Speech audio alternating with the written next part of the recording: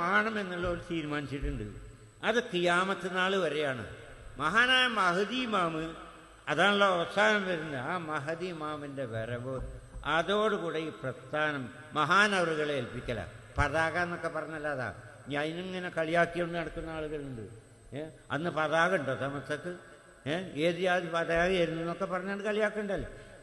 ഈ വാക്കിൻ്റെ അർത്ഥം മാത്രം നോക്കുന്ന ചില സൃഷ്ടിച്ച മനസ്ഥിതിക്കാർ ഇന്നും നമ്മളിലുണ്ട്. വളരെ വിഷമാണ്.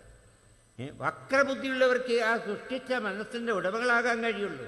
വക്രബുദ്ധിയുള്ളവർക്ക്, ശരിയായ ബുദ്ധിയുള്ളവർക്ക് അത് കഴിയില്ല.